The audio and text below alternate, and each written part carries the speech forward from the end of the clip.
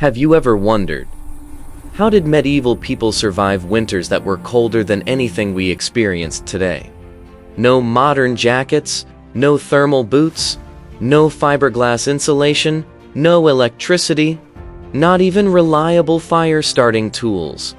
And yet, they lived through brutal winters as low as -40 degrees Fahrenheit, while modern humans panic when the heater stops working for one night. Today we're going to break down the forgotten winter survival techniques that kept entire medieval villages alive. Methods so powerful that many scientists say they could outperform some modern gear. This is not just history. It's ancient engineering, survival intelligence, and a way of life we have completely forgotten. Before we dive into techniques, we need to understand the world medieval people lived in. Between the 14th and 19th century, Europe went through what historians call the Little Ice Age. Winters were longer, harsher, and far more unpredictable than anything we know today. Snow lasted for months. Rivers froze. Livestock died overnight. Food storage became a matter of life and death.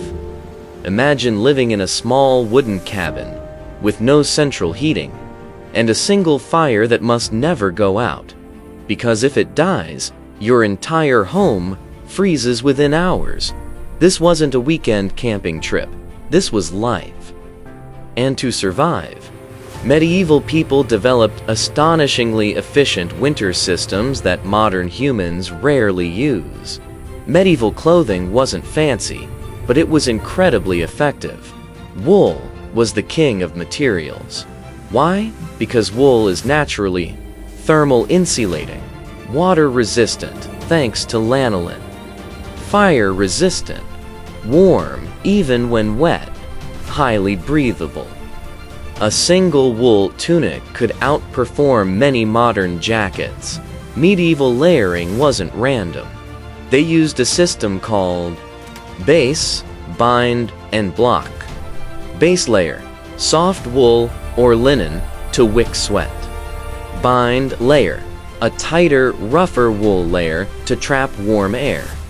Block layer, a heavy cloak usually made of fulled wool, which is naturally windproof. This three-layer system could trap heat so efficiently that people working outdoors hardly felt the cold. Cloaks weren't for fashion. They were mobile insulation systems. Pinned at one shoulder, they worked as blankets, windshields, waterproof coverage, sleeping gear. A good cloak could keep you warm even in -20 degrees Fahrenheit. People stuffed their boots with dry grass, straw, sheep's wool. This created a natural insulation layer that worked exactly like today's insulated winter boots. Medieval log cabins weren't random stacks of wood. They were carefully engineered using interlocking logs, natural air pockets, clay, moss, and straw chinking. These materials provided insulation equal to, and sometimes better than, modern synthetic foam. Moss was used like fiberglass. It expanded, trapped air, and stayed dry for decades. Clay sealed the outside, creating a near windproof wall. When combined, this was a natural thermal barrier. Medieval fireplaces weren't just for cooking. They were designed to heat stones, warm the walls, keep air circulating, dry clothing, prevent moisture buildup. Some homes even had heat stones placed under beds to radiate warmth all night. If your house got warm, stored food melted and spoiled. So medieval people used earth cellars, dug pits, ice storage rooms. The soil kept food at a constant cold temperature, nature's refrigerator. Fire wasn't just for heat, it was survival itself. Medieval people had one rule: never let the fire die. They slept next to it. They maintained it all night. They insulated it with ash to keep embers burning until morning. Without matches, they relied on flint and steel, char cloth, resin-rich pine, birch bark, an incredible fire starter. A single spark on birch bark could ignite a fire even in freezing snow. They used a three-part system: fast burners, twigs, bark, straw; medium burners, branches, split logs; slow burners, thick logs, hard wood.